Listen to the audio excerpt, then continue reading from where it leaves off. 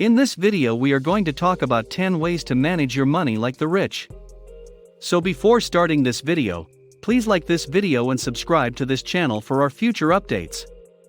On numerous occasions, we've heard tycoons claim that their first million was the most difficult to acquire, but why is that? We've all heard the simplistic response, it takes money to make money, and we agree. But are there any shortcuts we may use to increase our riches more quickly? Number 10. Utilizing automatic savings and investing. It's easier to make money when you already have money to invest, as we discussed previously. In many circumstances, investing helps wealth owners to expand their resources without devoting their most important resource, their time.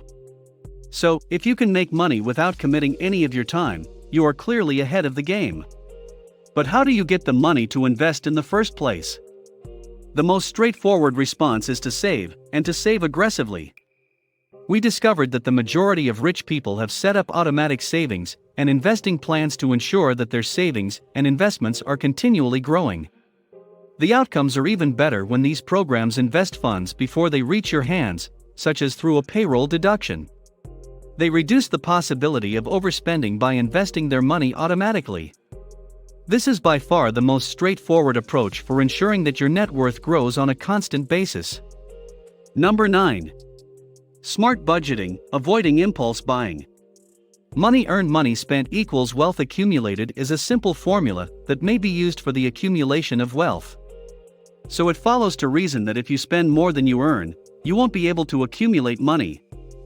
This may seem self-evident, yet some people may not realize they are overpaying until it is too late.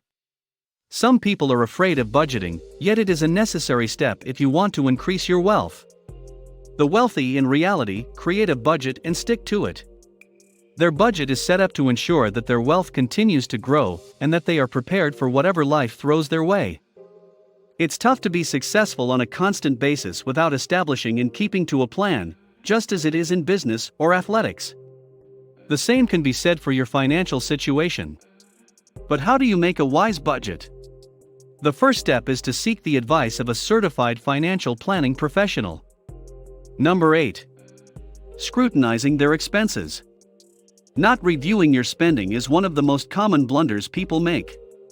Reflecting on your expenditures, like meditating on your day or examining the mistakes you made in a business discussion, is crucial to correcting past mistakes. It's typically tough to get your money back after making an impulsive purchase or investing in a terrible investment.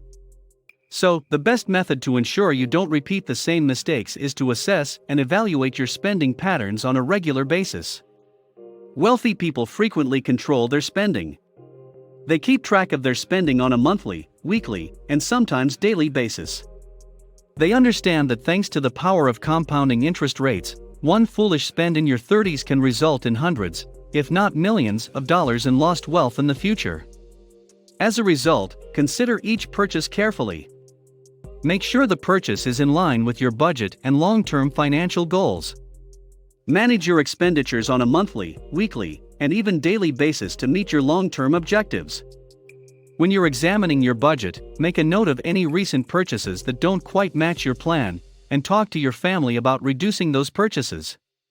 After all is said and done, what good is wealth if you can't enjoy it? As a result, we advocate devising a self-rewarding system. Set objectives for yourself and reward yourself when you achieve them. Make sure your prize doesn't blow your budget or deplete funds that you'll need in the future. It's no fun to be wealthy if you can't enjoy the finer things in life, so choose your rewards carefully. Number 7. Maintaining an emergency fund. For people just starting out on their path to building wealth, an emergency fund is frequently the initial savings goal. It's crucial for a variety of reasons. The most crucial is to safeguard yourself and your family in the event of an unanticipated occurrence, such as a job loss, a natural disaster, or another unforeseen incident. An emergency fund should be large enough to cover 6 to 12 months of fixed spending. A CFP can again assist you in determining your fixed expenses and how much you need to be safe. Having this reserve in place can help you avoid going into debt to cover an emergency. Amateur savers often make the mistake of using their emergency money for non-emergencies. When money is plentiful, it's easy to spend it, but your emergency fund should be kept liquid in case you need it. As a result, the temptation to use this fund for day-to-day expenses exists. You must, however, resist. The emergency fund should be used only in the event of an emergency. Number 6. Making short-term sacrifices to attain larger goals. We've discovered that becoming affluent frequently necessitates making sacrifices. These sacrifices might take a variety of forms.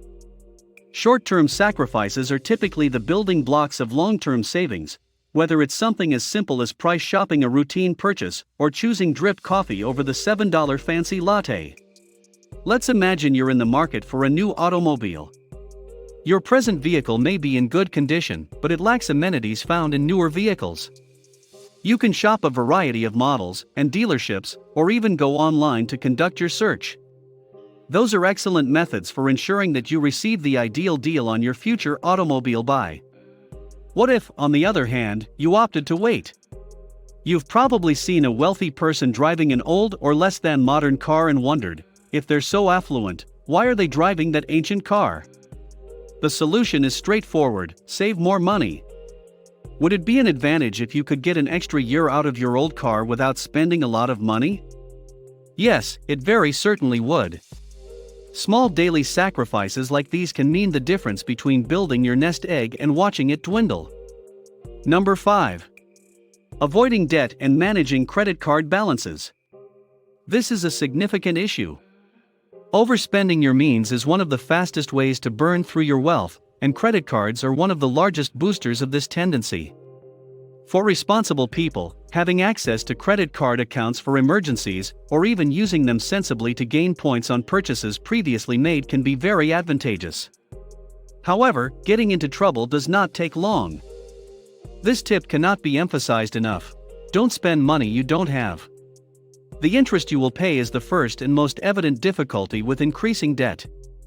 This problem is exacerbated by credit card interest rates that are frequently exorbitant, as well as ever-changing minimum payments. Second, you're essentially putting your future riches on the line in order to get anything today. Why not set aside some money for such a purchase? By putting money aside to make a purchase, you are reversing the interest equation. You are receiving interest on your money rather than paying interest to the bank. We can't think of anything that makes more sense. Now, if you're the type of person who uses their credit card to earn points or cashback and pays off the entire bill each month, congrats. You're playing with fire if you carry a balance from month to month and see your balances balloon to sums you'll never be able to pay in a single billing cycle.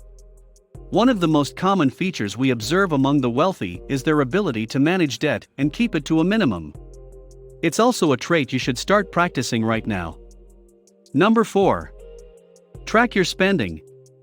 A few small purchases quickly add up to a budget overrun. Begin tracking your spending to find hidden excess. Save your receipts and create a spending log, classifying your purchases to discover problem areas.